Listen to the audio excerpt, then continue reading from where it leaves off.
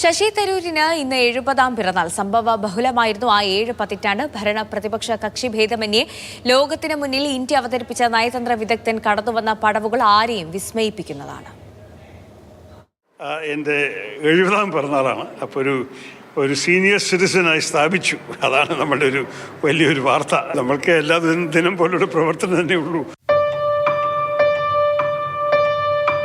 രാഷ്ട്രീയ മതജാതി ഭേദമന്യേ മലയാളികളുടെ അന്താരാഷ്ട്ര പ്രൊഫൈലാണ് ശശി തരൂർ. ജന്മദേശമായ പാലക്കാട്ടെ തരൂർ എന്ന ഗ്രാമത്തിൽ തുടങ്ങി ലോകത്താകമാനം സ്വാധീനമുള്ള ഒരു ഇന്ത്യക്കാരൻ. UN under secretary general. അങ്ങനെയാണ് തരൂരിനെ മലയാളികൾക്ക് പരിചിതമാകുന്നത്. ഐക്യരാഷ്ട്രസഭയുടെ സെക്രട്ടറി ജനറൽ സ്ഥാനത്തേക്ക് തരൂർ മത്സരത്തിനൊരുങ്ങി. പക്ഷേ ലക്ഷ്യം കണ്ടില്ല. അമേരിക്കയുടെ വിയോജിപ്പായിരുന്നു കാരണം. പിന്നീട് സോണിയാഗാന്ധിയും മൻമോഹൻ സിംഗും ശശി തരൂരിൽ ഒരു നയതന്ത്ര വിദഗ്ധന്റെയും രാഷ്ട്രീയക്കാരന്റെയും ഭാവി കണ്ടു. അങ്ങനെ തരൂർ കോൺഗ്രസുകാരനായി.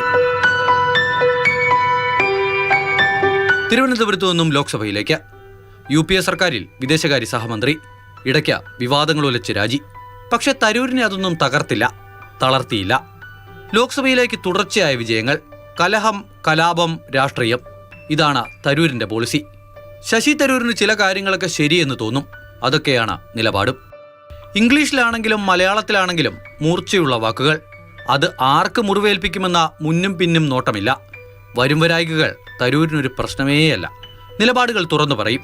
കൈപ്പത്തി അടയാളത്തിൽ മത്സരിച്ച് വിജയിച്ച തരൂർ എന്തുകൊണ്ട് പലപ്പോഴും കോൺഗ്രസിനെ വിമർശിക്കുന്നു എന്ന ചോദ്യത്തിന് ഉത്തരവും ഇതുതന്നെയാണ്. ഇന്ത്യൻ നാഷണൽ കോൺഗ്രസിന്റെ അധ്യക്ഷ സ്ഥാനത്തേക്ക് ഗാന്ധി കുടുംബം നിർദ്ദേശിക്കുന്ന സ്ഥാനാർത്ഥിക്കെതിരായി ആരെങ്കിലും മത്സരിക്കുമോ എന്ന് ചോദ്യം. ഞാനുണ്ട് എന്ന് തരൂർ. കോൺഗ്രസിനുള്ളിലെ ജനാധിപത്യ പോരാട്ടത്തിൽ തരൂർ മുന്നണി പോരാളിയായി. മല്ലികാർജ്ജുൻ ഖാർഗെക്കെതിരെ തരൂർ മത്സരിച്ചു. പരാജയപ്പെട്ടെങ്കിലും മികച്ച പോരാട്ടം കാഴ്ചവെച്ചു.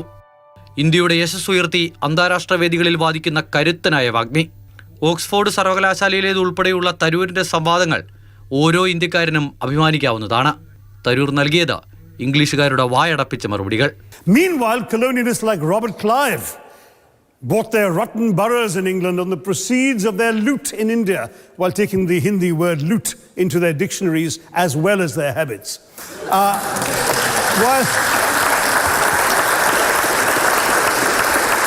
And the British had the gall to call him Clive of India, as if he belonged to the country, when all he really did was to ensure that much of the country belonged to him.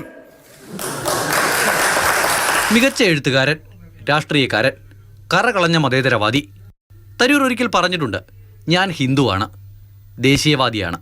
എന്നാൽ ഞാൻ ഹിന്ദു ദേശീയവാദിയല്ല. Why I am a Hindu, അതായത് ഞാൻ എന്തുകൊണ്ട് ഹിന്ദുവായി എന്ന പുസ്തകം എഴുതിയപ്പോൾ അതിനുള്ള കാരണങ്ങളും തരൂർ കുറിച്ചു വെച്ചിട്ടുണ്ട്.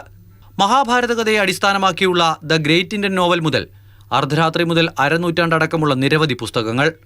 എഴുതിവെച്ചതൊക്കെ പഠന വിഷയങ്ങളാണ്. അത്രത്തോളം ആഴമുണ്ട് ഓരോ വരികൾക്കും.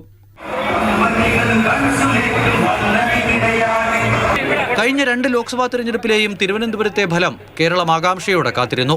കേരളം മാത്രമല്ല, ഇന്ത്യയും. വോട്ടെണ്ണലിലെ ട്രെൻഡിൽ തരൂർ തോൽക്കുമെന്ന് തോന്നൽ. രാജീവ് ചന്ദ്രശേഖറിന് മുന്നിൽ ബഹുദൂരം പിന്നിലായ തരൂർ ഒരു തിരിച്ചുവരവ് നടത്തുമോ എന്നുള്ളതായിരുന്നു ചോദ്യം. എന്നാൽ തരൂരിന് തിരുവനന്തപുരത്ത് ഉറച്ച വോട്ടുകളും കോട്ടകളുമുണ്ട്. ഒടുവിൽ പാറശാലയും നെയ്യാറ്റിൻകരയും എണ്ണി. തരൂർ ജയിച്ചു.